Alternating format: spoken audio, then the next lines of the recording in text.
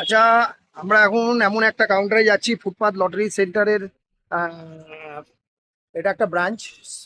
Footpath lottery সেন্টারের স্বপ্নের ঠিকানা। এই স্বপ্নের ঠিকানার এই কাউন্টারে গত মাসে আর এই মাসে মিলিয়ে মোট তিনটে প্রাইজ হয়েছে, এবং আরো অসংখ্য ছোট ছোট পুরস্কার প্রচুর হচ্ছে। তা আমরা সেই কাউন্টারে যে চালায়, সেই কাউন্টারে যে বসেন, ওনার নাম হচ্ছে সোমনাথ দাশগুপ্ত। সোমনাথ দাশগুপ্তর সাথে উনি কথা বলে নেবো। উনি একটু বয়োজ্যেষ্ঠ মানুষ, সুন্দরভাবে কাউন্টারটা চালাচ্ছে। আমি কথা বলে নেবো তার সাথে।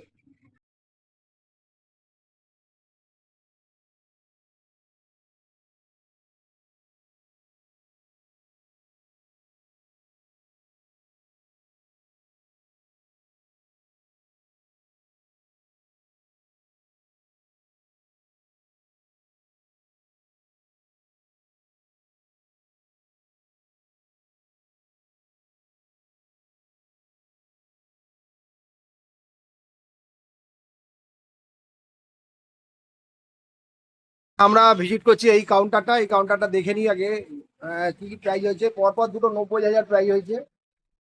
এটা তো দেখতে পাচ্ছি 31শে আগস্ট, আগস্ট মাসেই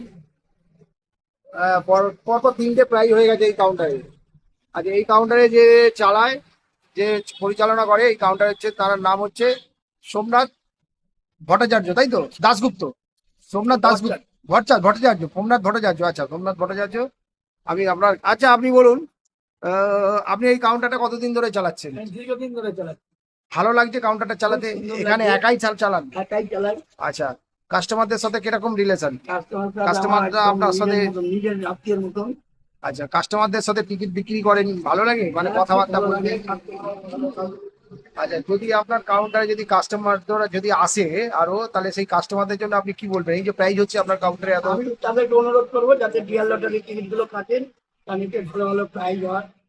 সবসময় হচ্ছে আপনার এখানে কিরকম প্রাইস হয় মোটামুটি? আমার দোকানে খুব ভালো প্রাইজ হয়, প্রতিদিনই কিছু না কিছু কম বেশি প্রাইজ হচ্ছে। কম মানিরও হচ্ছে, বেশি মানিরও হচ্ছে, কোনো অসুবিধা নেই।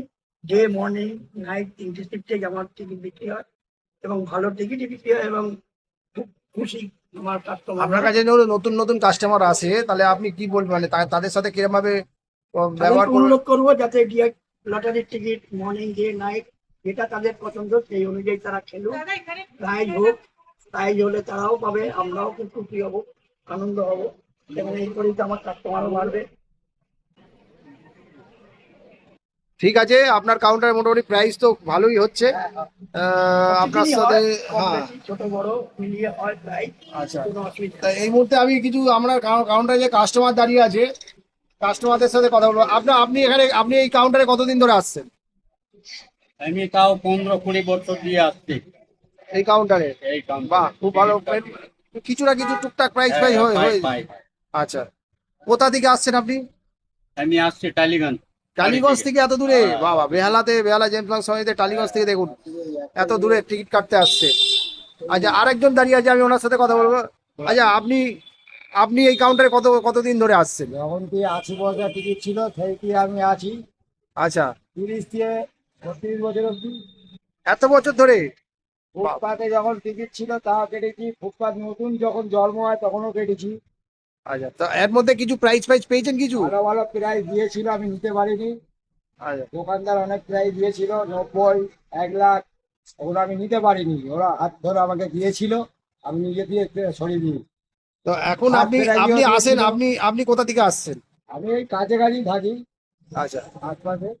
ঠিক আছে, তো আপনাদের সাথে কথা বলে ভালো লাগলো। আপনারা খুব আসুন ভালো এই লাগলো। কাউন্টারে, এর সাথে টিকিট কাটুন। টিকিট কেটে আরো যাতে পুরস্কার ওঠে আগামী দিনে, যাতে প্রথম পুরস্কারটা এই কাউন্টার দিয়ে ওঠে, সেটাই লক্ষ্য, সেটাই ঠাকুরের কাছে প্রার্থনা।